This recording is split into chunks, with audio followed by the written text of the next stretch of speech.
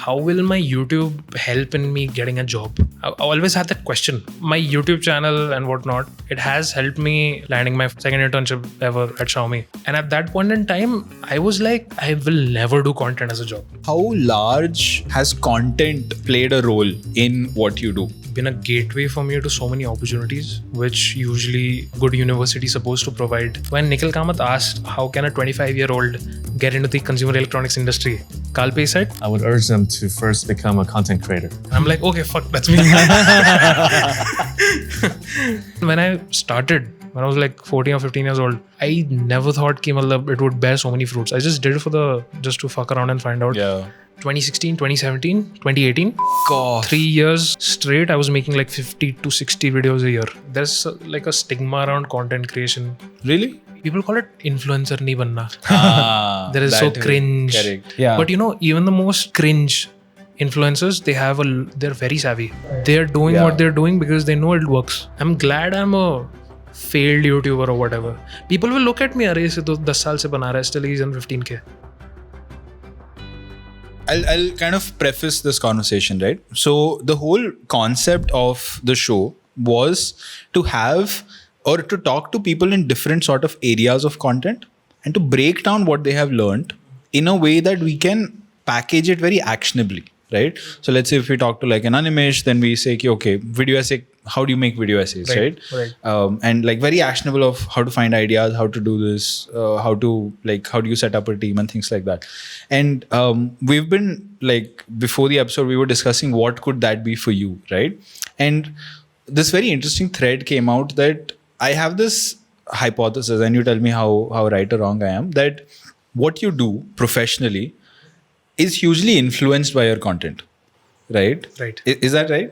Because even at Lumio, you are the face of the company. You are sort of managing the content as well. Apart from, I'm sure you have other day-to-day activities, right? How large has content played a role in what you do at work, at your previous companies, or like at your job? It's a very heavy question. But honestly, YouTube and content creation has like been a gateway for me to so many opportunities, which usually a college or a good university is supposed to provide, access to connections or like communities. So content creation has done that for me. So at a very young age, like I started making content when I was like 14 years old. I was making tech content back then, pure just tutorials, unboxings, reviews. Like that was all the rage back then. So I got to interface with the consumer tech industry a little bit. I was attending launch events, even though I never spoke to anybody from, let's say, Samsung or Honor. I could get into the events. I was talking to the PR teams and whatnot. Continuing on, why I asked you that question is, I feel like with the way that content is progressing, or the YouTube world or the Instagram world or the content marketing world is progressing, at least in India, I see this entire new space where people would not be making their own content as a way to say, hey, I want to be a creator, because it's extremely difficult. But they will use that as a way to get foot in the door and get someone else to fund them to take like bigger risks, which is similar to what you did or what I did in my previous job. So you're getting paid for it, right? You're getting paid whatever. You're in a job. So you're doing the same thing, but let's say you're doing it with a business at the back end. So each view that you get is actually worth a lot more. So, but in the same case, when you're doing it for a brand or you're doing it for a company, then it can't be your vision. I mean, you can't make what you want to make. And creativity sort of changes. And that's fair. I mean, you have to do what serves the brand. Correct. What the stakeholders need and whatever the brand's narrative is, you have to serve to that. You can't, it's not your playground. Like, tumhari cheez nahi hai. So that I think a personal brand can solve, which is your page or your YouTube channel. And I think that's very important because that also, helps you create a body of work. So when you want to go to some other company, you can show it. It's just a link. Exactly. So it's this entirely new economy where I think resumes are redundant. So you asked the question of how we met, right? Correct. Very interesting story. I was in like a weird space when I started off my previous agency, and I like so my parents live in North Bangalore. It's in like middle of bumfuck nowhere. So I was like, dude, this is not working out. I need more content people around me. Then my theory was, okay, I have this page and whatever, but I don't really know what I'm doing. So let me just go and work with some other people, right? Growth Hacks at that point had opened like this very unique sort of weird content type role. And I was like, okay, this looks cool. Let me apply to it. So I thought that instead of applying with like a normal resume, which is what they were asking for, I was like, I'm not doing that. Let me make a video. Yeah. Because applying for a video role with a resume seems the dumbest thing ever, right? So I made that. He happened to watch it and he had worked with Growth Hacks. Yeah, at that point I was still working with Growth Hacks. He was working with Growth Hacks. So he was I think he was one of the first people that started with helping their production and things like that. So that's how we met. And that's how like I met a lot of other people also, right? Because they're like, oh, something interesting is here, so let's connect, let's meet, and all of that. So I think that approach of, hey, proof of work, very clear of I did this, I can do the same for you, is what you sort of embody, right? I have also briefly been in that position with, you know, like a video producer role or, you know, like content marketing head role, something like that. But I don't want to be in that world, right? So I would love this episode to be more about like talking about your sort of journey that way, and how can someone be where you are, and more of like a discussion among us, because we have been in this space like in one form or another. Like what is sort of that playbook for someone to use their content skills but get like this different opportunity that is a job, but it's like a content job, right? Or in the content space. So that's kind of the vision of the episode. I understand that. I mean, to be honest, I have never. So my YouTube channel and whatnot, it has helped me, like has been very instrumental in landing my first internship, second internship ever at Xiaomi. So my current boss, Sudeep, he was like some head of product or something in Xiaomi, big senior product manager. He followed me on Twitter after seeing my videos.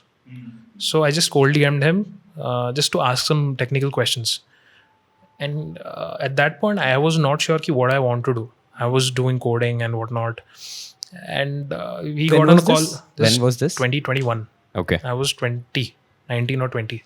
Okay. Crazy, dude. So then 2001 you were still in college. Yeah. And at that point, I had Right, already good. made a lot of videos, and I used to make videos on Xiaomi products, reviewing. I reviewed one of their streaming boxes, phones, and everything. So I got on a call with him, and he was very helpful, you know, to reply to a cold DM and like explain, okay, what do you want? Are you just chasing for the brand, or do you actually want to do something? And maybe he saw something, and like he said, okay, let's see. And I got my first internship, and it wasn't related to anything content. It was purely what I made videos about. It was more like a product job. So nothing related to marketing, nothing, but it was very nice. 2.5 months or something. Learned a lot, done, continued with my college. For some reason, it didn't materialize into a full-time job or whatever. I was focusing on other stuff. But I understood, okay, I want to do product management and this thing as a job. And at that point in time, I was like, I will never do content as a job. I will never do, I just can't. I cannot, like I was seeing a lot of these, even Suraj doing, you know, shooting. And I was like inspired and all, but I don't have that. I just can't do that. It's too Why tough. is that? It's too tough. I mean, I know whatever effort I'm putting, like it's only worth it if I put it for myself. That sounds very selfish. No, fair enough. But and also the thing is,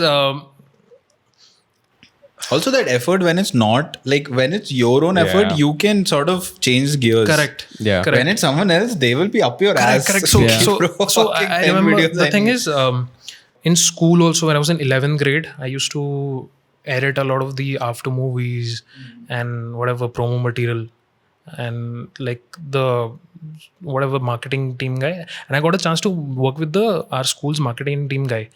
And then I understood, okay, when you make a video for somebody else, and I learned a lot from that guy, but at the same time, you have to give up a certain level of creative control.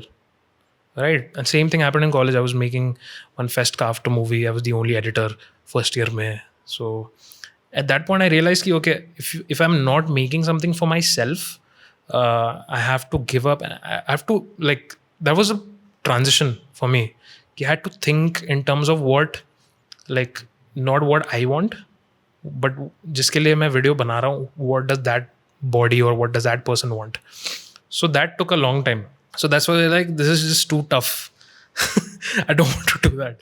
But again, after I graduated, my first job was at a gaming company called Hitwicket. And their recruitment process was very interesting. That was the first company, and that was through a campus placement opportunity. And it was a big ass Google firm, and they had questions like, what's your favorite movie? What's your favorite video game? As a startup, na, I really like, okay, very nicely structured. And last mein likha, link your YouTube channels if you have any. Good for me. And again, you have to make like a video of why you want to join and all that. And again, it was a product role only, nothing related to content and marketing. But I was very vocal about it. And I also, even as a high schooler, I always used to wonder, I still am not sure what I want to do. I wanted to be a designer at one point. That didn't happen. But like, if I'm doing engineering, if I'm becoming whatever front end engineer or coder, basically, how will my YouTube help in me getting a job? I always had that question. I mean, the answer was ki you don't do engineer like a coding job. So that eventually helped, and I got that job. And even though my YouTube channel was like a small thing in my resume, small thing kone mein, that really helped. And in the company itself, I was doing product. There was a sudden pivot to organic marketing. So at that point, I was like trying to because I was a product person and like half a marketing person. So I was like, there was a collective decision to start organic content for the Instagram page, grow it, and the YouTube page, and we had to get started. And because this is starting from scratch, not a lot of resources, so we just hired one editor, and that guy was like, I was just doing back and forth with him. I would write the scripts, and at the same time we started doing a lot of ads. We started doing reels, and I was just doing all of that. Like, I was editing a lot of those things, but then once the editor came, the quality slightly went up. And this was like IPL time, because this was a cricket game. We had to latch on to trends. And even though we weren't successful at it was a 6-month thing, we were doing all sorts of stuff. Like, and for me also, it was like new, because I never did short form content, but I understood ki arey, isme matlab, you can churn a lot of content short form. You can make 2 reels a day, and you can stagger it out. But at that point, what I realized was, like, there was no content lead. I was the content lead. And at the same time, I was like very unsure of myself. Ki, am I equipped to grow a channel of gaming, which I know nothing about, Imposter to syndrome. like 50K, 100K, when I have not done that myself? The founders or whatever, they looked at me with trust ki I can do it, because I've like done YouTube content. kiya hua hai. Yeah. We had some successes. I used to make like office reels. Aaj kaun jeetega, RCB jeetega, all that. So it was fun. And at that point, I felt ki okay, at least I'm having fun in my job. Even when I was doing product stuff, just pure product stuff, I was learning a lot about games. I was learning a lot. But at this Reels wala period, that learning stagnated a little, because, I mean, I would have to research myself and whatnot, come up with ways and all that. But we had like a reel or two which hit 100K, 250K, and actually like the page was growing. Even we made a bunch of long form 4 to 5 minute videos on a lot of cricket history moments. And also at the same time, this was a good idea, because we had a up and running video pipeline. We would make tutorials on our game, because no other creator was making it. Right. So Great tutorials, walkthroughs, and we were doing a lot of streams. Live streams. That's a good Yes. idea. So Interesting. like there was a esports. This was a mobile game? There was a mobile game, Okay. and people were addicted to this game. It was a very nice game. If you play it, Was it's it a very new nice game? It's been around for 4 to 5 years. Okay. At that point, when you joined them, how old was it? 2 years, 3 years, 2020. Hmm. So once you play it, or even when you watch it, it's very engaging. It's actually like you're watching an IPL match. So there would be like the seasonal tournament, and like people would climb up against the ladder, like playoffs and all that same IPL structure, and there would be like a face off in the knockouts and the semifinals, all that. We would stream the semifinals, finals, and it's so nail biting. I mean, I took care of the entire production, set up the studio, OBS, whatever, and then later our video editor, he took over that. But that was fun, and that got a lot of views. We started getting into esports. The sad part was that nothing eventually became successful numbers wise, but overall it was good quality. And still, even though I left that company, they still use the same setup. They still use that, like it's a ritual whenever Right. that. And the more important part is people tuned in, because there was a big Discord community of like 50k 60k people. They would always tune in, and just it's easy, right? It's like views zyada nahi aa raha hai, let's not do it. But the Discord community was like looking forward to it. For every youth championship tournament, they would look forward to that live stream of semifinals, finals, and that was also like a platform for the players, the participants to showcase. Okay, they're also getting a bit of fame. That was like the content work I did at Hitwicket. Very different, but also opened my eyes like for how you can like do something for gaming. And honestly, I've never been a gamer.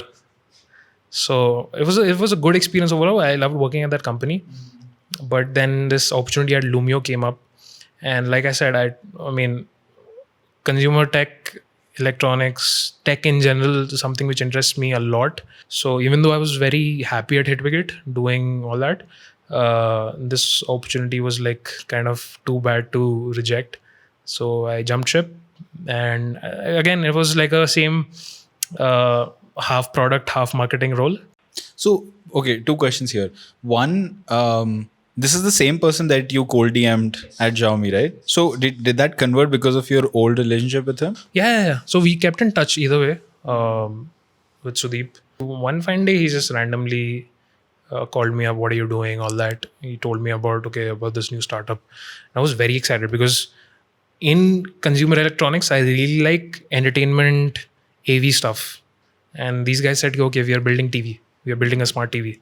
And I think in India, there aren't a lot of because I think TV is a large product, right? Yeah. There are a lot of like wearable products that come up, but like a large product like a TV is. I mean, these guys, they kickstarted the whole, TV, smart TV segment in Xiaomi. So they're like veterans in that game. So for them, the TV business is like, they know it very well. And again, because not a lot of these brands are doing it, kind of creates an arbitrage, right? You are only competing. It's an open space where you can you can innovate, you can disrupt. So, I mean, that sounded like a very interesting idea to me. And if you look at the TV market, there are not a lot of Indian brands anymore. Correct. Even though everything is made in India. Why is that? I don't know. Honestly, I mean, Do you think is it difficult to make? Do you think it's no. TVs are, I mean, it's not that difficult. Who's the market leader? Sony, I'm guessing, or Xiaomi, OnePlus also. Depends on different price segments. Right. I mean, there's offline, there's online. Although I don't have the numbers on top of my head, but with the big three, of course, Samsung, Sony, LG. But they're the big guys. But again, can there be like a Indian brand which has the prestige of like a Samsung, Sony, or an LG with the premiumness? Like, why is it that whenever we think of Indian brands, ye to nahi chalega, ye to low quality maal hai? So, I mean, I think the times are changing in that way. So many good Indian brands now, at least like you said, in the wearable space, or small tech, small accessories. Ultra Human that started like I ordered Ultra Human in their first batch. It got delayed too much, and I asked them for a refund. But dude, Ultra Human now, if I'm not wrong, has an equally large, if not larger, market in the West than it does in India.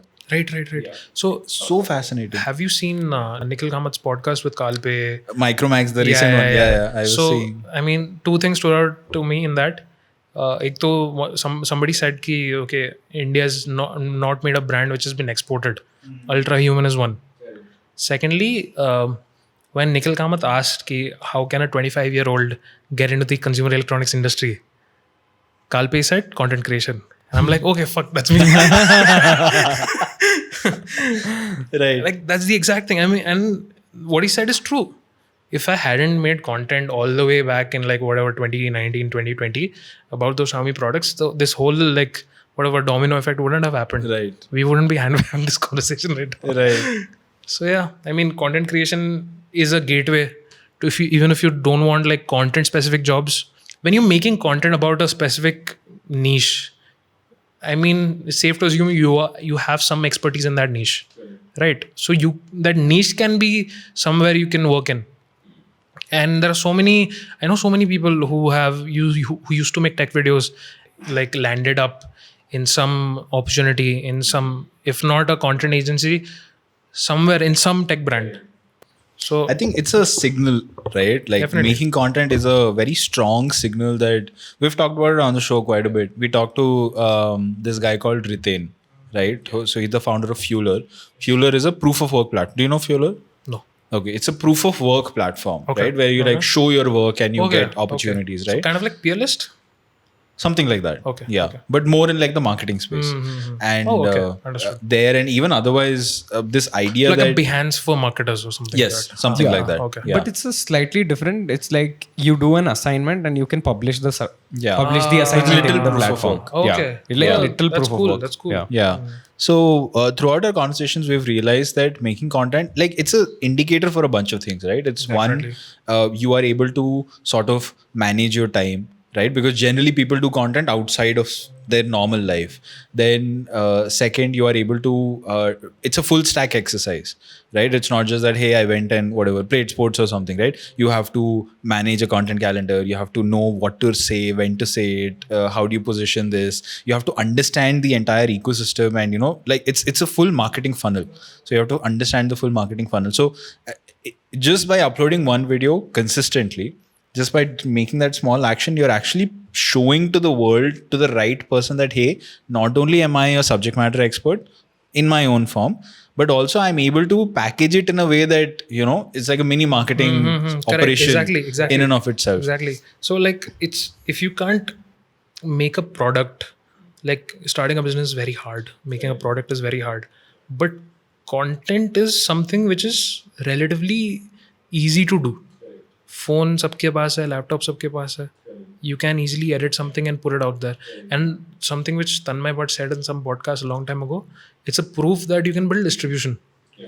I was like, yeah, well, that's crazy.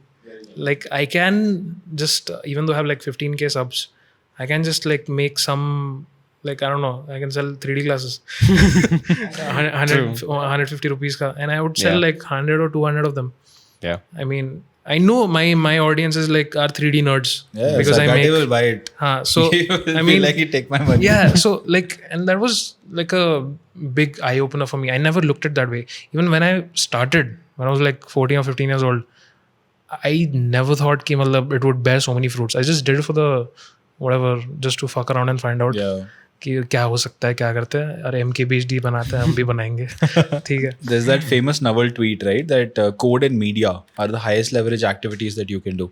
And if you look at things that get you one-to-many results, I don't think there's anything else that matches as close to media content. Yeah, correct. Right? Like you can make one video. I made some video 2 weeks ago. It got 1 million views. 1 million fucking views. It is incredible.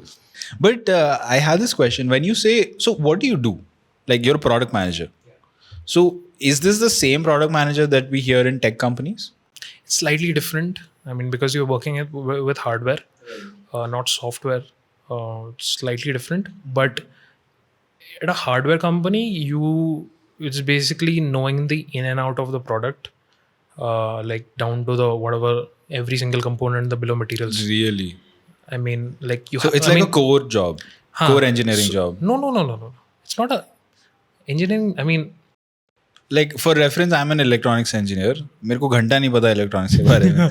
Switch stops working. I'm like, bro, I have no idea. He stopped Right? at microprocessors. Yeah, मतलब उतना पता है, नाम पता है I बस. know what it's called. I don't know how it works. But it seems like for someone in your job description, you would need to know at least some fundamentals of how it works. You have to. You have to. Especially for like if you're making tech products, you need to know tech. You need to know like what are the basics and the internals, what makes your product good from the others when you're starting out, knowing what are the specifications which will make a good hardware product compared to the competition. Personally, I'm not at that level. I'm looking after the smaller things, or like, I mean, as simple as getting all the certifications done. There are a lot of regulatory items, boring stuff, but it's, I mean, necessary. Down to the last packaging, all that, all those things. What do you do on the marketing side? Because you're Marketing kind side, of that dual role. I did a lot of product marketing work. I mean, coming up with the taglines, callouts, naming certain features, like like how Apple has like a Retina display, Right. XDR, Or a Siri. So what do you want to call your feature which has a certain Right. emotion? So all those things. So you can only do that. Plus, if you have an understanding of what your product does, right? So I mean, knowing all that. Plus, on the marketing side, I was initially was kind of product managing the website. So again, like what does the consumer see? Right. And What's the first touch point? Yeah. all those things. What Right. does the funnel Again, look like? I'm not saying I did it all myself. I mean, I was. But I doing, mean, in a startup, I get it. You Yeah. have to sort of. So yeah, a lot of input came from the founders and our like Sudeep, and but executing that, coming up with ideas, all that. So it's all I've been doing a lot of that stuff. Right. Plus the whole content thing also came in. Okay, we need to do content. One of our founders is like, "AD, you will only make. You have to be the face of the channel." Right. I'm like, okay, fine, let's do it. Because what? Because we're dabbling in the home entertainment space, and I am also making videos on cinema theaters. So it's not a complete overlap, but there is a slight overlap on topics. And because I'm very short on time, I can't make like a video like every week for my personal channel. But for this, because there is a big team involved, I can make videos on topics which I won't be able to post on my channel. But I really want to. Right? So, I mean, about movies, about other topics, and some things which, because I mostly make videos on cinemas, right? But I'm also interested on home entertainment stuff. So, innately, I have that desire to make something on maybe, I don't know, 3D or HDR or all these things. So, that Lumio page is like one creative outlet for me. Right. And, I mean, it's kind of contradicting with what I said. When you're making something for a brand, you have to protect that brand yourself. But here, because those interests align so well, I mean, I've been a little lucky in that way. I feel like a very important point that anyone listening should think about is this idea that content by itself may not be very valuable, right? Because unless you're a top 1% creator, making money in any shape or form is difficult. That's the bottom line. Okay, top 5%. Let's not go.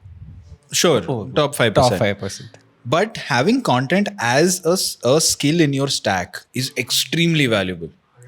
Like, imagine how irreplaceable you are as a person, not just as a product manager or product marketing manager, but also someone who can do content. It's so rare to find, right? So I think for people, like, don't look at content as, hey, I will be a creator, because I think that's a very short-sighted way of defining success. But think that, hey, I am doing whatever I'm doing in my normal life, but I will also do content to learn skills that together, it's what I call, or what I've heard is, a bear on a bicycle. Bear on a bicycle, the idea is that a bear or a bicycle by itself means nothing. It's very normal. But you add them two together, you get something that is so unique that instantly stands out. If Lumio were to get a creator on board, hundreds of creators, especially in Bangalore, right? You can get a bunch of different creators. They may or may not understand tech. TK, they're part of the company. They're doing something. They're in the marketing team. You get a product marketing manager. Okay, he understands product marketing manager, but okay, he's not that into tech, or, he's whatever. He's part of the team. But you get someone who has a tech background and who makes content and who's interested.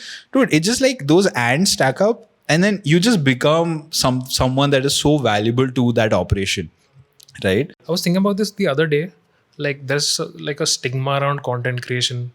Really? People In call what it way? people call it influencer nahi banna. That is so That way. cringe. Correct. But you know, even the most cringe influencers, they're very savvy. Yes, They're they very have savvy. skills that They're doing what they're doing because they know it works. Correct. People hate on so many big creators now. Okay, it's a matter of taste, but whatever they do, they sell. It sells, and they have built a certain level of distribution.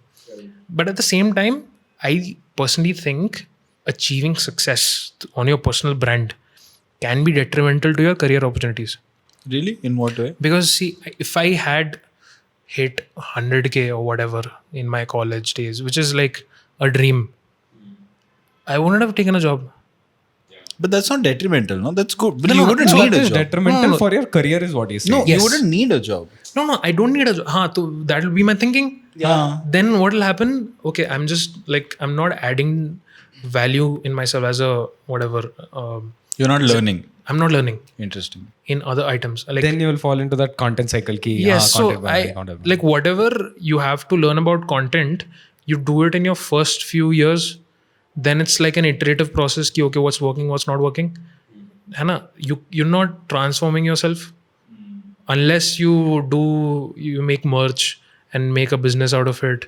I think that's the key part, that making content cannot be the end goal. Because making content is like that sprinkles and cherry on Correct. the top, right? Correct. You still need the ice cream, which is the business. So what is that business? Either it's your business Yeah. or it's someone else's Someone business. else's So, business. Like for us, we have an agency, or you are part of like another startup. So that marriage has to always Yeah, happen. this is very interesting. So you have to understand what you want to become. So it's either you want to run your own thing, make it into. So I don't think there is any other space that you can get into rather than either get into strategy or like sort of like script writing agency sort of setup. If you want to like run a business, or if you want to take a step back, is just do the content for the thing. Join somebody else's business. That's a great opportunity Right. also. So like even like I said, I wouldn't have joined a company, and I honestly would have missed out on a lot of things which I've learned at Lumio or at my previous company. So I mean, you could in theory like expand through merchandising and all that, but at the end you are your own boss. Correct. You like You're your best employee so- and worst employee. Yeah, and as a 20-something-year-old, I don't think I had it in me to make like a big brand, of products or That's very interesting. business or whatever. So I'm in a way, I'm glad I'm a failed YouTuber or whatever. People will look at me, अरे इसे तो 10 साल से बना रहा है, still he's on 15K. Yeah. है ना? So it's okay. That micro success is okay for me. You know, that's a very interesting thing that you bring up. We talked about this maybe with Rohit, Yeah. and very similar thread, right? That it is actually, it's very difficult to make money from content, right? That's I think the baseline. Yeah. But it is so easy to make money like as a second order effect to content, right? Yeah. Like I was saying that I have not made a single rupee from my content. I have made like a significant amount Through your skill for realistically, others. how much? So through realistically other things speaking, Yeah. from content. Correct. realistically speaking, how much views have you had? Like let's say lifetime. Cumulatively, From your own maybe channel.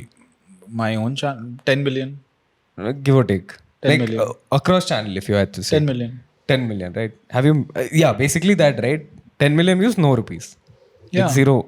Because again, There's no it's economic value out like of it. content is not the reason why we were saying that you're a lot older than us in content, right? Is in my head, the content cannot be measured in time. It has to be measured in iterations. How many videos have you uploaded? Correct. Right? How many times have you gone and seen or click refresh, see the dashboard, go on Instagram, How many go times on have you Reddit. done the process? Yes. Yeah. So I think I mean I got super lucky early on, and then of course I learned beach mein when I took a break, and now I'm back and I feel like I'm in a much better place. But I haven't had so many reps in, for myself at least. So I'm looking forward to doing that this year and seeing how much can I really dig deep. Talk to me about your content journey, right? Because you started off with tech and then you're kind of now in like the movie realm. How did that happen? So when I started out, it was just like people came to me for tech advice. Why did they come? Because I was like always a nerd Okay. in that way. I was a techie person. I don't know. I had very odd, sophisticated tastes. I was a social network when I was 13 years old. I bought my dad who got me the Steve Jobs biography when I was like 13 or 14. I read that whole thing. कुछ समझ नहीं आया, पढ़ लिया पूरा. But I was like very inspired. Right. Then I was very like inspired by all these tech founders and what's happening, all that. Then I learned how to code little bit. Then I was like, ये तो नहीं होगा मेरे से. At the same time, I was watching a lot of tech, and at that point, MKBHD just hit 1 million subscribers, and I had been watching it उस time से. So I was very inspired. कि okay, this guy is doing it at a global level. There are so many topics that I know, which people come to me, my friends or relatives come to me. Why can't I do that for India? Why can't I do that for scale? The same question would be asked to me: what phone to buy, what laptop to buy. Instead of answering it every single time, I can just give them a link. Correct. बना दिया, देख लो. Correct. Hard relate. So I mean, that was my motivation. My first video was just an unboxing of my grandma's new phone, which was like the U4, same Micromax ka sub brand. Then I made like how to install Spotify in India. At that point, Spotify did not operate in India. 2015. This was what? Oh, 2015. Fuck, dude. Yeah. 2015. I remember this because in 2016 I was in second year of college, and it You were in was second year? viral. Yeah. I was in 10th grade.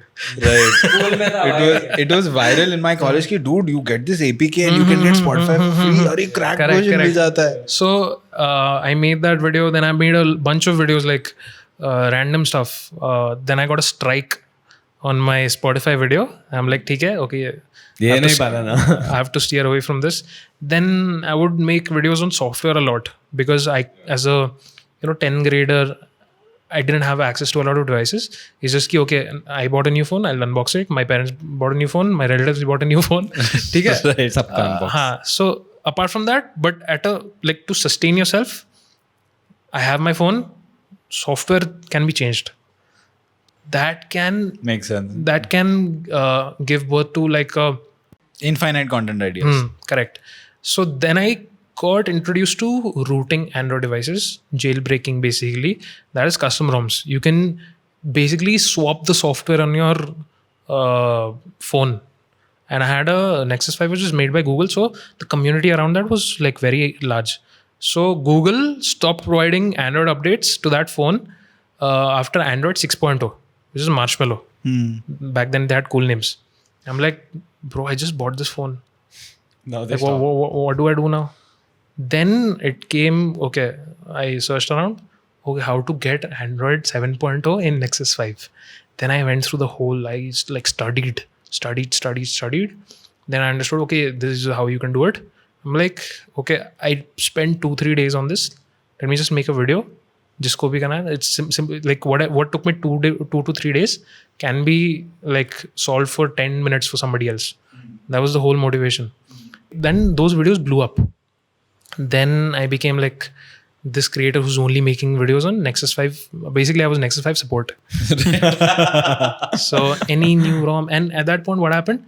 One developer who used to make these ROMs, he reached out to me. He followed me on Twitter and he's like, this next release is coming. You can have it earlier. You make video. I was like, oh, fuck, that's like, okay, like mini MKBHD moment for me. Embargo hai, custom ROM mil raha hai. But at the same, like, then I switched to a Pixel. I was like on that train only. But again, 11th grade, 12th grade, a lot of study pressure, all that. Once I went into college, that became hard for me to sustain. I was not able to make videos in the same pace. I used to make a video a week. Whoa. For how long? 2016, 2017, 2018. Fuck off. 3 years straight, I was making like 50 to 60 videos a year. God damn. And this was, you were how old? You were like 14 years old. 15. And I did not put that much effort, honestly. Like I had very ragtag gear. I didn't even have a light. So I would just shoot. And were these videos getting views? Yeah. How many views? So one of these. They were doing good views, I remember. Yeah, like 30K, yeah. 40K views. 30K, 40K mil jata tha. That's crazy, man. I hit 1,000 subscribers in 2017 when I was in 11th grade. Then How old was your channel by then? 3 years. 2 years? 2 years. 2 years. Less than 2 years. Huh. So yeah, April 2017, I got my first $100 paycheck from. Whoa, you got monetized also. Yeah. Crazy, dude. That time was very easy to get monetized. So I was just steering away ki okay, copyrighted material using and all that. Got my first $100 and when I was like 11th grade, big moment, all that. Right. 1,000 subscribers. Then This must have been before the adpocalypse also. yeah. So I never got hit by that. I don't know why. But again, it was good. And also because my revenue numbers were slightly higher than my friends. Because So you had other people around you that were doing YouTube. yeah. Okay. I was like part of this community who were making like some big creators, small creators. Like a lot of people were in this arbitrage. A lot of people like, I used to think, okay, I'm unique, I'm different. Then I met these guys. How did you meet these guys? So Suraj followed me. He was you also know Suraj from very long time. Yeah. So he was making videos on these items only. Correct. Then he introduced me. I don't know how he met so many people. He introduced me to a bunch of other people. Like I said, I went to a bunch of these tech launches. One Samsung, one Honor. So there I met a lot of people. Because I was making videos on Nexus 5, which is something people in US, a lot of people in the US have. So a lot of those people are watching my videos. Actually, that's a great content strategy, Yeah, like if you want to make tech content, just pick the products that are most used Yeah. and just like talk about the product. Yeah. And it's so natural that people would gravitate towards. Correct. So I think now though they have optimized for this like every way possible. Yeah. So like I had this rare piece of tech which India mein nobody was using. And I had the video chops to make a good tutorial, informative video to help other people out in US or all throughout the world. And these guys would send me emails. Okay, you revived my Nexus 5, all that. They would DM me, ki, okay, I'm stuck in this. Is my phone dead? Dude, that is insane. So I was actually in Nexus 5 support. People from Dude, you could have like in theory started like a Nexus 5 paid whatever customer support sort at of that a point thing. I was like, no, I was just like, I mean, I wouldn't pay for this shit. Everything is available. See, the people who are making the software, they're doing it for free. Right. I'm just an enabler to, I mean, kind of help you do it. Why would I charge for it? Everything is open source. Everything's on GitHub. Right. So the whole beauty of it because Android is open source and these tech geeks At are. least then it was open. इनके पास पैसे होते ये नया phone नहीं ले लेते. Yeah. इतना पैसे तो नया फोन ले लेते. True. So I mean, that's something I wouldn't do. I mean, Makes I wouldn't sense. pay for. I wouldn't charge for it. But yeah, it was very nice to like see impact. People from You had Egypt. content market fit. Very Yeah, clear yeah, content yeah, market yeah. fit, yeah. But it was very niche. Correct. Very niche. Like the phone also kind of lost its hype after 2-3 years. I also changed my phone. I got a Pixel, but I thought I could like recapture that lightning in a bottle because again it's a Google phone. No. Did not happen. Like the same tutorial, I think the Google Pixel one got like half as many views. So I mean, it did not do well. People weren't buying that phone. Then I realized ki, okay, it's also dependent on the popularity of the phone, popularity of the subject matter. Then once I went to college, like I said, started to drop. The quantity started to drop. But then in pandemic, when the lockdown, I moved back to my home. And I was very comfortable because making videos in a college hostel was very difficult. Very difficult. I did not have lights. I was just relying on this one tube light. I had my camera and a tripod, one mic, that's it. So like moving back to my house was very comfortable. I had a lot of time. So at that point, I went back to my original one video a week or one video in 10 days wala pace. And I had I got another new phone, OnePlus 8 Pro. Unboxed it, and there was like a issue on that. There was a line issue. The green bezel. Not green bezel. There was a very faint line on it. I made a video on it. It got 100K. The iPad mini, I also had an iPad mini. I put the latest software on that, which was available by Apple only. So I was like using iOS 12 on a 5-year-old iPad. That was my first video which hit 100K views. So again, that's the same strategy. Latest software on an old phone because a lot of these people have an old device. Correct. So it's like a juxtaposition. Correct. But at that point in like 2020, I was out of that. I mean, I don't have any devices anymore to flash all that. And that community sort of died, faded away. So I had to kind of pivot. And right around 2018, I was still making these tech videos on the side. It's okay. But at the same time, I started watching a lot of movies. In 2018, so in 2018, the first IMAX theater in Gurgaon had just opened. And I went to watch Black Panther 2 with my dad. And I went there and I'm like, fuck, this is crazy. There's something different. And I was watching a lot of movies and I started to naturally learn about the tech which uh, is behind these movies in terms of shooting, in terms of like the production and also the exhibition. So then I learned about all these Dolby, HDR, all these things. I learned what IMAX is and I was like innately fascinated by it. In India, we don't have a real IMAX theater. So like when I had a Nexus 5 as a kid, my whole curiosity was that, okay, how is a latest Android experience feel like? And that same seed was in the IMAX era also. Like what is the true IMAX experience like? And then I realized ki, like me, there are a lot of people. So I have an access to an IMAX in my city. Most people in India don't. In Andhra Pradesh or whatever tier 2 cities. So I started making videos on that. I started making, I slowly, like around 2021, I slowly made that transition. Okay, I'm making videos on phones. I got my first iPhone. An iPhone had this very crazy new feature called you could record video in Dolby Vision for the first time on a phone. And that was my first iPhone. And I made like 2 videos on it. I made an explainer of what this is and how it's like 2 separate videos. Didn't blow up that much. It got like 10K, 20K. It was very niche. But that started. If you have Apple devices, was the best way you can consume content in that. I realized that it's very hard to watch 4K video from official sources like Netflix, Prime Video, all that. I made a video on that. You have to use a different browser. You have to use Safari. On Chrome, it limits you to 720p. So I was making all that videos and like very niche videos. If you're pirating a Dolby Vision movie and it's not opening on your Mac, what do? There's this whole GitHub script, all that shit. And I made a video about that.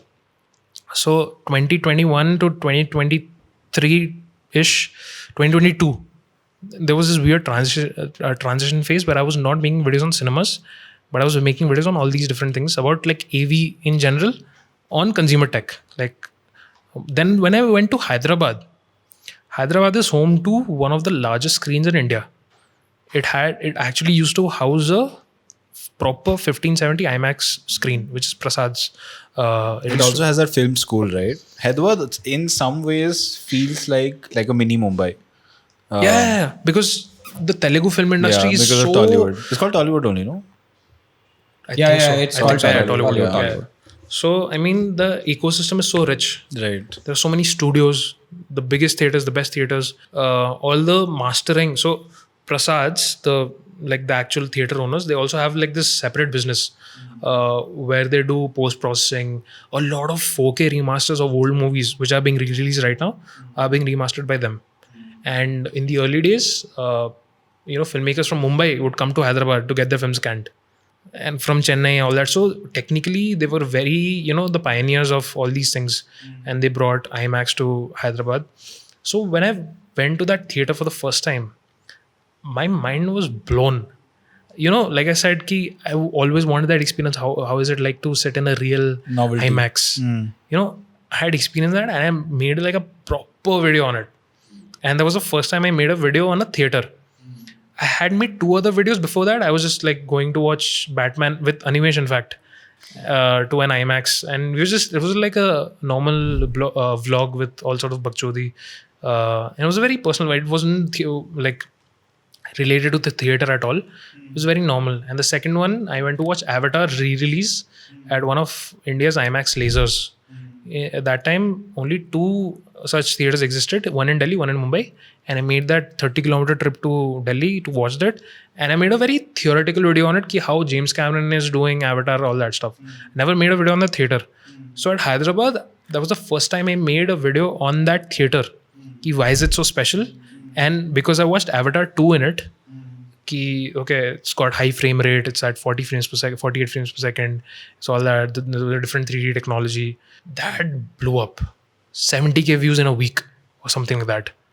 That blew up, and slowly what happened in Twitter, a lot of these Telugu folks who, because this Prasad Sadhava stopped being an IMAX in 2014.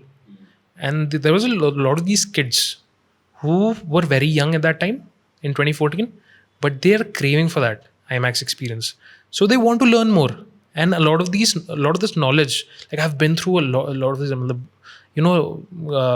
late at night, just digging down a deep rabbit hole, studying random topics. I know why about the specifics of a IMAX projection system and what these guys don't know. So they were very fascinated by what I made, and they wanted to learn a lot of that. Then I realized, okay, this is kind of an opportunity. Not even an opportunity. I didn't think it that in my head, but I thought, okay, this is something people want to watch. Interest. Just videos on theaters. Which is so bizarre to think about. Right? Yeah. Even when I was scrolling your channel, I was like, dude, who watches this? And like people, it has like tens of thousands of views. Yeah. Even I was like, I did it simply because I just wanted to do it. It fascinated me. I wanted to share it. Something which I've always followed. I mean, I never thought, okay, will this work or not? I was not sochta nahi before putting a video out. If I like it, I'll just make it. I'll put it out there. That is so similar to Animesh, man. Yeah. At least personally, I am so hyper surgical. I will think everything out. Okay, like how am I doing this? I understand. That's a very valid one also, because recently one of my videos, because after that I was in a spree of just reviewing theaters. I would visit different cities. I travel a lot. I don't know how, but I just end up traveling a lot. And if I go to a city, I'll just go to some IMAX or just go to the theater. I'll make a video about it. And at the same time, then I realized after talking to a lot of these guys on Instagram DMs, because they can't travel, most of these guys are students. They want to still experience what it's like watching movies in different cities, or living vicariously through you. Yeah. And that's a very valuable experience to provide. Aap ek video I mean, that's the same thing with travel vlogs, right? Correct. Yeah. Like when you watch a Casey Neistat video, you feel like you're in New York City. In the beginning, my videos were very talking head. There was more A-roll than B-roll. I would explain more about the theater and the specs. But then I realized people want B-roll more. And at the same time, I found a lot of people who share the same interest and are also kind of wanting to make content. And those guys looked at my content, okay, ye to chal raha hai, and they also started. So I know one guy, Rahul, is from Kochi. He just 1,000 subscribers. He has covered almost all theaters in Kerala, and he just made a trip recently to Mumbai, Pune, and Gujarat. Covered all IMAXs in a week. Wow. And I had my same travel plan around that time, around the Coldplay concert. I was also at Mumbai. I met him. हमने से एक साथ ही content बनाया at one of the Mirage IMAXs in Mumbai. One of the, I think, the biggest IMAX screens. So slowly I found more people. I met this guy called Shrey. So there's this channel 4K HDR clips and trailers. Yeah. उसी का है वो. Whoa. Dude, isn't that a massive channel? How big is it? 4 lakh, 3 or 4 lakhs. So he sources a lot of high quality material from, I don't know. The actual film crew or something. I don't know. He won't tell me. So किसी से तो आता है. So, and he just Is it cuts it 4K up. clips and trailers? Yes. 4K HDR clips and trailers. Just show it to him, no? Is it this one? Yeah. Fucking hell, man. It's 427K subscribers. Yeah. So how many views? So this is primary thing. 184 million views, bro. Crazy. But the thing is, I don't think he earns from this because it's all copyright content. But again, he's he picks all the best moments of HDR and all these demo-worthy moments from different movies, and he just posts them online. Then recently, he started his second channel with his own name, and it's all just cinema reviews. And the thing is, the way he provides value, which I can't do, he makes all those videos in Hindi. You watch one of those videos, he ADRs all of them. What is ADR? He dubs them. Like he'll shoot it on location, then in post he'll dub over it, and it's so perfect. It's so perfect. And he just operates on a, and I've also like met him a couple of times and I've seen him work. He's very surgical about all the, he doesn't have gear. He's shooting all that on an iPhone 12, the same phone I had. And I'm just like haggling with fucking with an A6400, all that stuff. But yeah, he got 1 million views on one video, Gujarat Science City, and like that's the thing, right? With Hindi, you reach a lot more people. Correct. I don't care about views. I mean, I made that same video; it got like 70K, but I don't care about my competition or comparisons. I'm just glad that we both made a video on such a niche topic. Okay, because the theater was one of the last 70 millimeter celluloid theaters in India, somewhere in Gujarat. And it's facing a lot of financial issues, and they can't source new prints. There's a lot of things involved. So like I'm happy that there's a community around, there are creators around to visit this place and make videos on it, so that people are aware. And a lot of people genuinely did not have idea that such a place existed. And after seeing my video, his video, a lot of people who don't even know English saw his video, came up, visited the place because of our videos and supported that theater.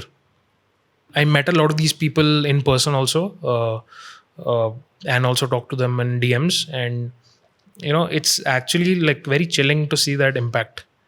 And I did not know that people are so passionate about this cinema.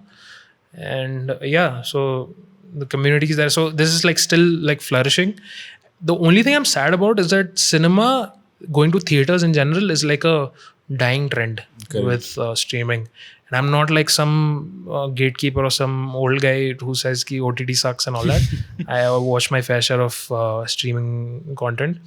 But again, like I personally feel that the cinema experience is a little magical. Yeah.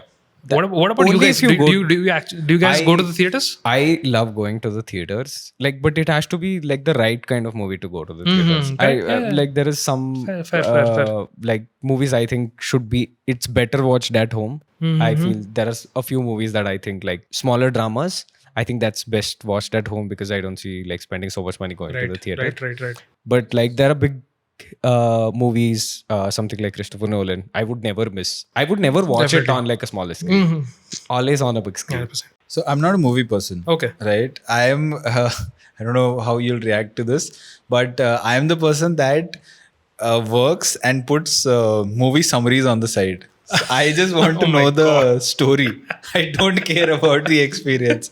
But recently, a close friend of mine took me to watch Interstellar for the first time in IMAX in Koramangala, and I was just blown away. About the movie, particularly with Interstellar. I have this interesting analogy to what you said, right? The OTT versus movie debate, which is the long form versus short form debate. It's the same thing that creators have, right? Of like, oh, long form is dying, people are going to short form. And I feel like the reason why that's happening is of course access, right? It's just so much more convenient. But at the same time, the threshold for, like he said, is the movie worth it? Yeah. So that worth it threshold has gone really high. And only when, let's say, you have like a Sinners that has like a great review. Correct. It's actually a no-brainer to go watch it in the like a theater, right? So I feel like I'm also of the same sort of thinking that if it's worth it, I don't mind, right? But I'm not like a cinephile like you or like an Animesh or whoever that, hey, I have to go watch. I'm like, I don't care. I know the story. That is good enough for me. What are some directors you will not miss a movie? Like you will want to go to a theater and watch? I mean, there are a lot of them, honestly. Nolan and Denis Villeneuve, all these guys are very like, common answers.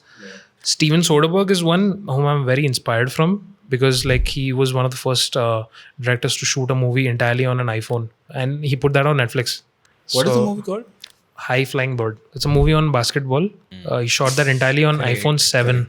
Really? iPhone 7, yeah. High Flying Bird. So So Steven Soderbergh's, like, he makes a lot of movies. And I especially have massive respect for creators filmmakers who, handle the camera by themselves or have that, technical, depth. Joseph Kosinski, who made Tron Legacy, he makes all these big blockbusters, but also once in a while there are these small unnoticed movies. So recently there was this movie, the Black Bag, like completely went under the radar for most people, and it has Michael Fassbender in it, Kate Blanchett. A lot of these big people completely went under the radar. But I was like, I was looking forward to that movie. I went to the theater to watch it with my parents. Theater was empty. Nobody knew about it. And the very next week, he had a horror movie releasing in theaters called Presence. So, I mean, this guy is on a roll. And it's like, I didn't watch Presence, but whenever this guy puts out a new movie, I'll try to watch it. Because, like, this guy made Ocean's 11. So, there is some inherent entertainment value. And all of his movies are so different. You know what's coming to my head as we are talking about this? I feel like a great sort of way to think about content is to look at the underlying interest in that space, right? So it could be movies, it could be education or like fun facts, what I do, or it could be like content with this podcast or whatever, tech with what you do and what Suraj has done, or entertainment with what Animesh is doing. And the larger that underlying community, the larger is the potential for your content to work because it's working on the interest that already exists. Like if tech was not as big as it is now, I don't think MKBHD could be like a 20 million subscriber channel. But at the same time, if the the community already exists, The drift will happen. yeah, matter somebody else if would have somebody already exists. made that content Right. along those Correct. lines. So it's where are you in that growth curve for that community, right? Like Also, if your yeah. IMAX is, I would say it's on the rise. Yeah, You don't know the TAM, yeah, but it's so on the rise. depends on where you like that arbitrage moment. Correct. You can't calculate all these things. I mean, it's up to you. I mean, the OGs who have been there since the beginning, since there was not even a community, somebody has to do that. Correct. Then Yeah. people will come. Okay, even I'm interested in that. Correct. Yeah. And then that community will, but even when it becomes too mainstream, that competition increases. It's hard for you to stand out. Correct. And I think no niche is ever too small. Like I have experienced that. Yeah. True. Right. Very because true. I mean, I have been watching. There's this creator called Benga Walk. Yeah, Dude, yeah. you watch- Oh, I've yeah, been, I know. I've been looking at his research, which is so interesting. So I mean, there are so many channels like that for major cities around the world. London. There's this one guy who just reviews metro systems Do the underground metro system thing? Yes. across the world. So there's this white guy who has done a review for the London Tube and also the DMRC, which is Delhi Dude, it's Metro. so crazy, man. Like, Yeah. what kind of content ends up working? Dude, like review of metro system. metro man, of all system. Dude, things. there is a channel. Bright Sun Films makes videos on a lot of abandoned things. Why was this company, which was very big at one time, got abandoned? So there are a lot of these niches. Like, I mean, even I am sometimes like surprised. Who's watching this? And I'm like, the fall of this XYZ at Disneyland, 3 million views. I think pop culture is so unpredictable, right? Like, you don't know what goes out where. And like, even if you think about your experience, ki software for one specific phone became like this thing, or like that phone itself became a thing. And I can relate with this because I made 8 or 10 videos on my first company. So I was part of this consulting company, and I said that, hey, I know how to make content, and I've been part of this company, and I know a lot about the company, right? Why is no one talking about this? And I just did the math, okay, how many people are applying to this company every year, which is like close to 100, 200,000. And I said, yaar, minimum TAM har saal ka 2 lakh to hai. Like at least 200,000 people are looking for this information. Yeah. No one is making it. Why don't I just go and make it, right? Then I got bored of making that content very quickly, but I still get views from that page. Like that page is the most consistent views that I get like 3 years after making those videos. So it's very clear that if I wanted to be just that sort of company ka sort of face of the company, you can say, or the person that is like highest recall around that company, I could have done it very easily, right? people who are intrinsically interested on something, like even like me or somebody else, like I said, I didn't think that much ki, okay, whether this work or not. Sometimes the best approach is just to bite the bullet and just start. If you're very passionate about the topic, just start. And then maybe if you scale, then you can induce that interest into non-interested people. It's not necessary that you have to put these constraints like a TAM. It could be much bigger than the TAM also, Could be. if your content is engaging enough. Could be. So Because you can't predict that who would become interested in correct, it. correct. This is guy I know, like this new James Bond movie was coming out 3 years ago. I'm a big James Bond fan, and this guy just popped up in my timeline. This guy called Calvin Dyson, this English guy. I just look at his videos. He's made 500 videos or something, a lot of videos On just James Bond. on James Bond. Dude, what? My algorithm, my feed became attuned to James Bond. I was getting a lot of these James Bond videos. Then I found one page who's just reviewing merch, James Bond merch. Only James Bond merch. 15K subscribers, 15 to 20K. Finding Easter eggs, and like a lot of us were finding Easter eggs in James Bond movies.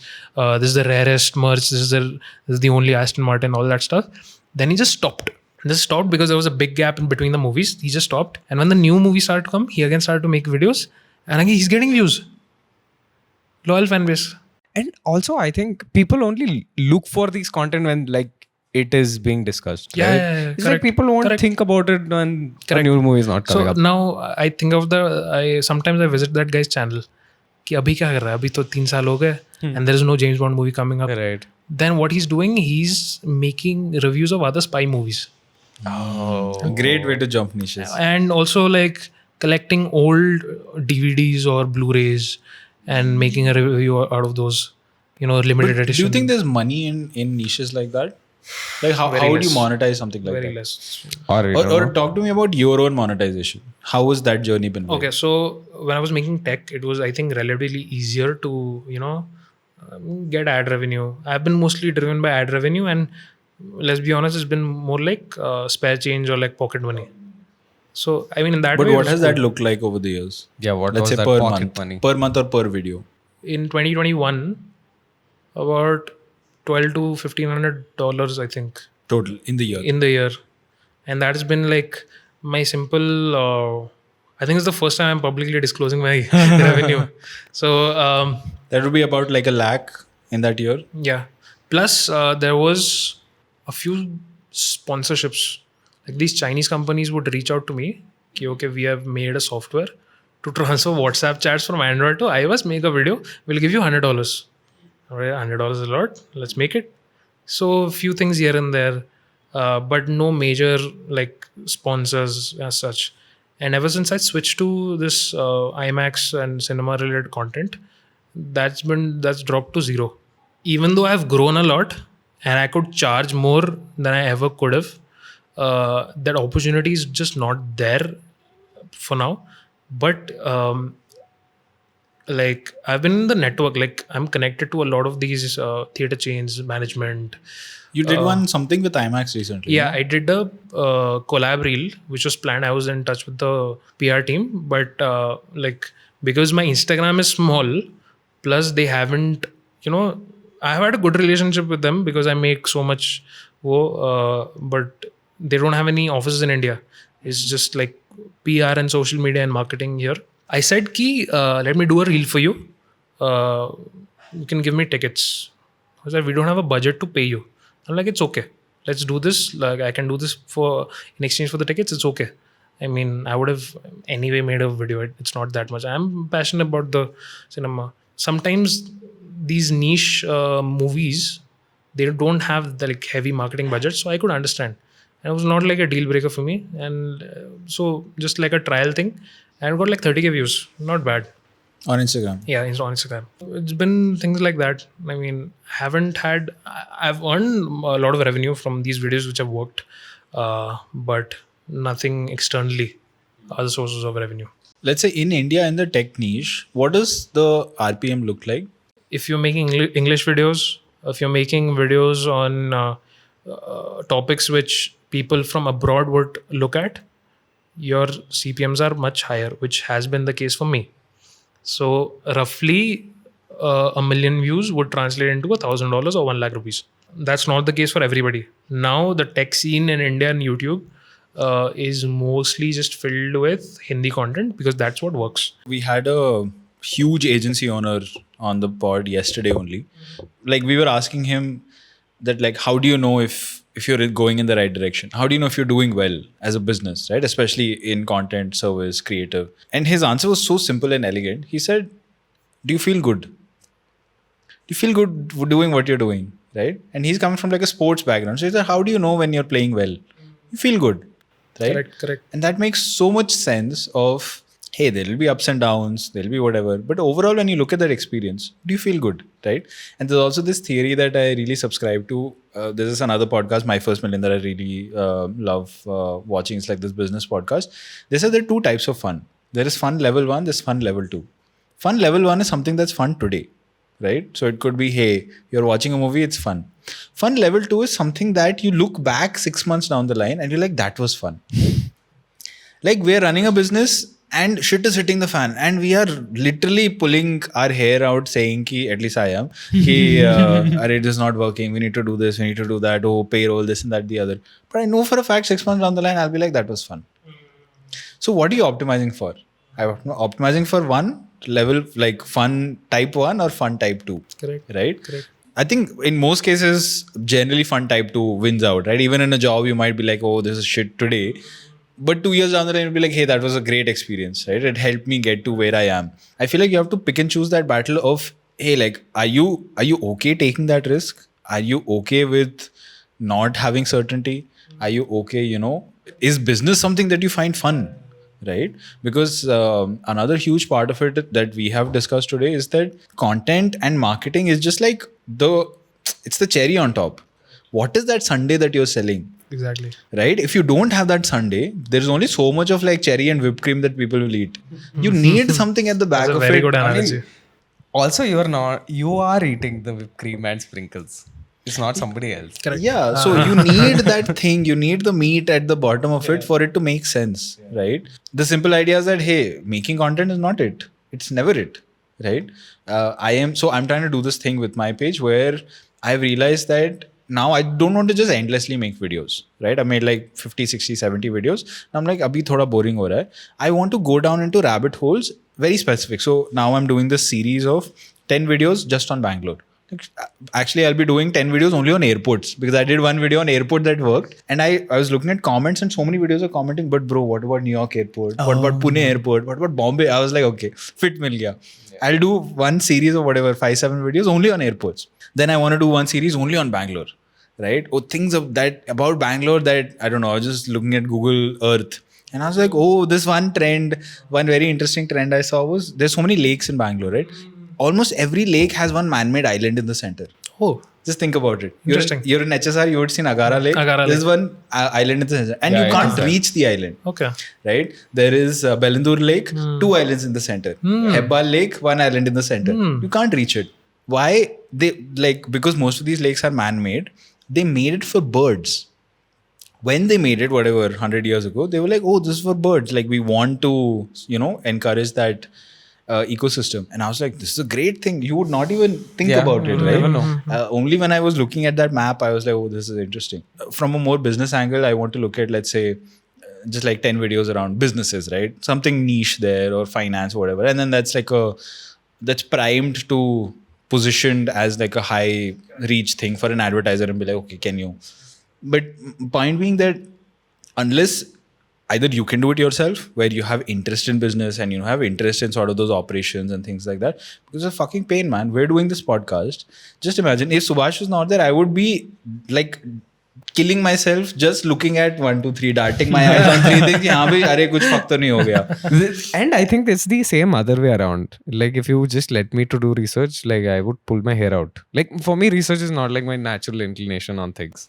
And then we have a great editor, he understands distribution and we want to expand the team. And as we are growing, as the business is growing, whatever, as we find more funds, we'll invest into it. But I think there is a lot of luck involved. Like, huge parts of it is just luck, you know. Had I not bought those 2 cameras just for fucks, there's no reason for me to buy camera. But as I go, podcast karna. This 2 years ago when I started, I had barely made like 3 episodes. I abandoned, but I was no. If I have to do it, I will buy it. Yeah. It worked out. Cameras, this recorder, lights, whatever. Finally came into use. Actually, so I feel like being a successful creator is actually very little to do with like making videos, and a lot to do with understanding how they fit into the broader equation of making money. Because making videos and making money is not the same thing. If let's say I were to ask you, or someone were to ask you that, hey, I want to make whatever tech videos, or I want to make videos on YouTube, and your videos, regardless of how conscious you are of them, they do get a lot of views. Like I was looking at your like latest 3-4 videos, they got like 75,000, 50,000, 40,000, right? The significant number of views, right? If you were to compress all of that experience into, let's say, like a checklist of do these 5, 7, 10 things, that will get you 80% of the way there. Because generally there are those very low hanging fruits, right? So in your experience so far, what would that checklist look like? If you have an existing base already, assuming you have, because I mean, I've started once, but I've pivoted a lot of times. And I've always wondered whether my, like when I've pivoted, whether my previous Audiences stay with you. Have right. they? Not really. But the thing is that the growth has been so much, the smaller base of the past has been eclipsed by the larger base of the present, if that makes sense. Very interesting. So has that been conscious? No, but like I've just, like I said, a lot of it I've just been winging it, right? So it could have happened that, let's say if you're pivoting from tech to movies, your movie audience was smaller than the tech audience, and that the channel would not be doing that well. Correct. It was a possibility, but it just happened that I got lucky. Again, like you Right. said, luck is a factor. Luck was a factor when like I happened to be in Hyderabad with for my first job in the city where such a big theater exists. Right. That was also luck. But again, coming back to like a checklist of what you should ensure, I think thinking in like if you have a base, if you have an audience, like understanding their perspective is a little important, right? I honestly, at this point, in my hard drive, there are footages of 5 to 6 different theaters, and there are some items I want to make, right? There's theater reviews, and I want to really make this video on Blu-rays, right? I know my subscribers won't really prefer to watch that video on Blu-rays. Even in the theater ones, which one would they like to watch first? So you have to become your audience first in that way. And that is something I'm still struggling to do. These last 3 videos, which have done so well, it's only because the subject matter was so trending. One of them was literally about the biggest IMAX theater in India, which was the first IMAX theater of India. I mean, such a flagship thing, right? Of course, it had to get views if you think about it.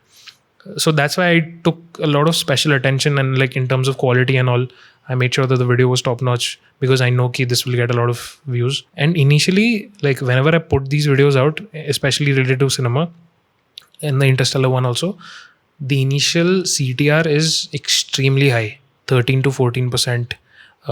And like I get a lot of views. Even like I don't know numbers, but gets a lot of views. Then it sort of tapers off. Then it gets recommended externally. In 2023 or 2024, there were 2 of such videos. Which, okay, this is a trending theater.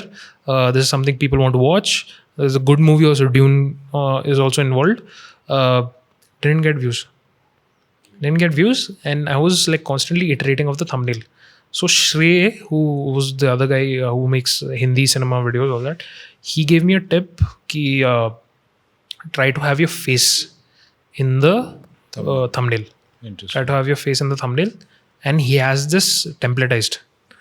So I tried that as an E-B test, didn't work for me.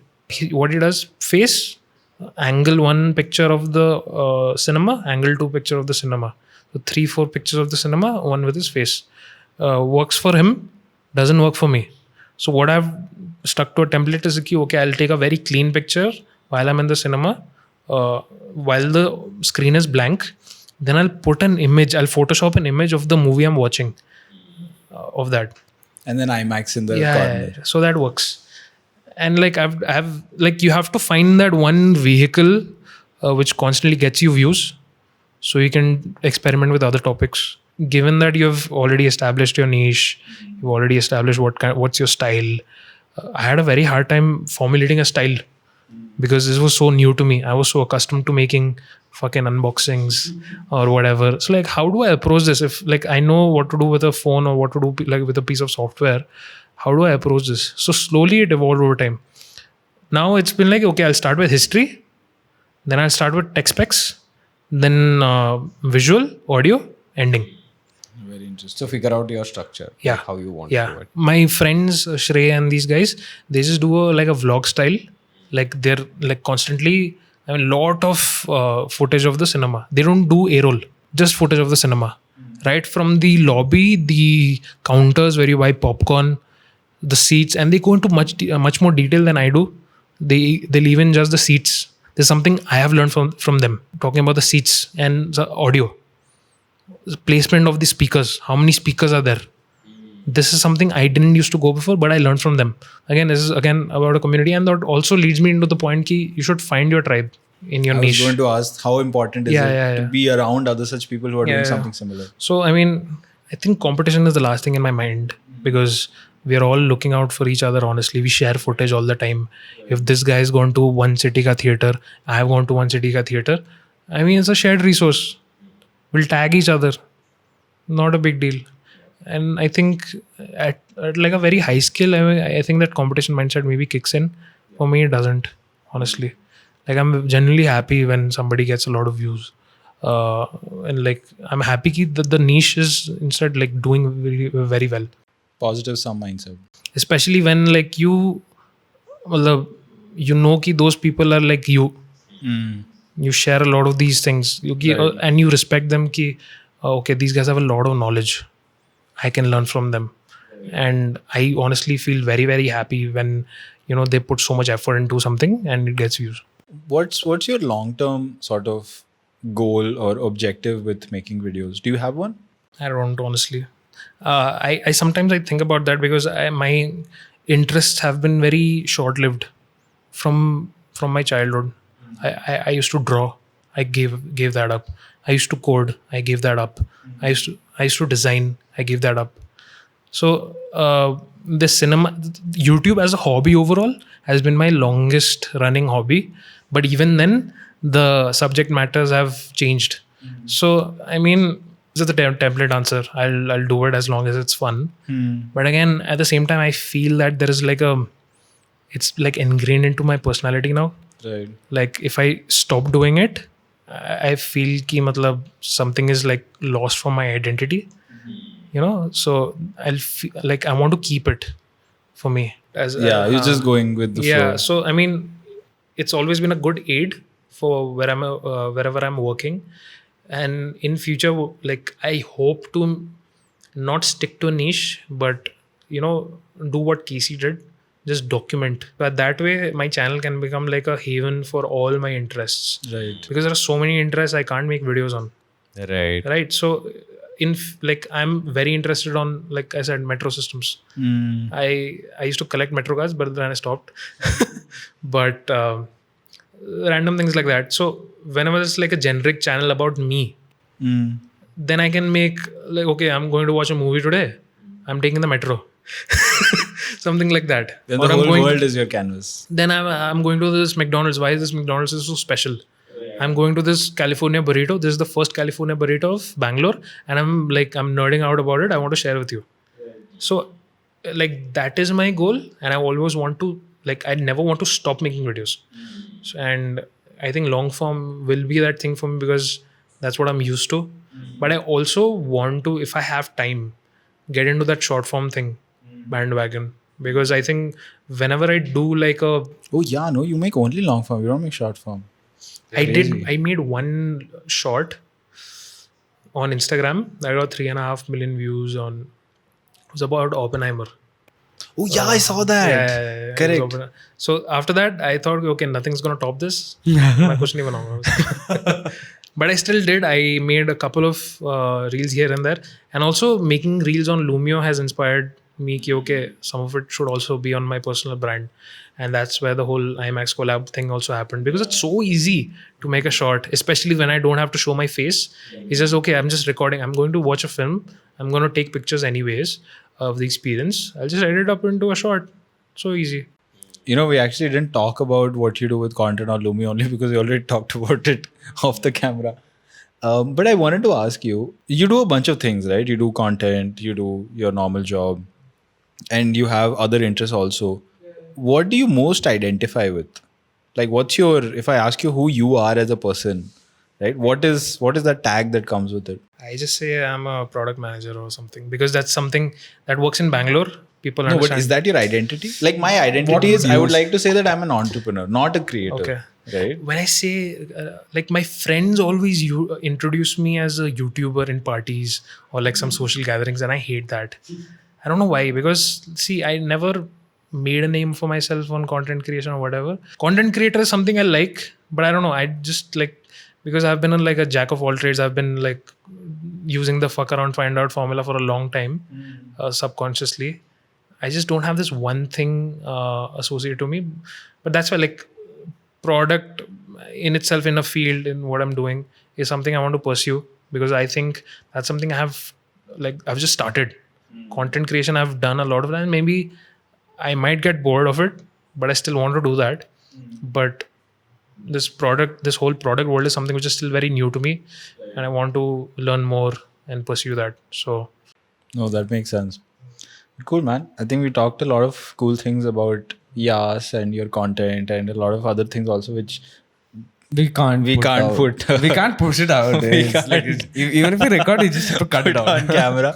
But yeah, I think do you want to ask him anything this else? is just to be, because, like, not to throw shade at anybody. There's just confidential internal information. Yeah. Yeah. But yes, I think that's the end of the pod. Thank you for some of Yeah, thank that's Thank you about so much for being inviting me. Yes, this Yeah. was a great Like, conversation. Because I've always dreamed about coming to a podcast. there. All dreams came true today.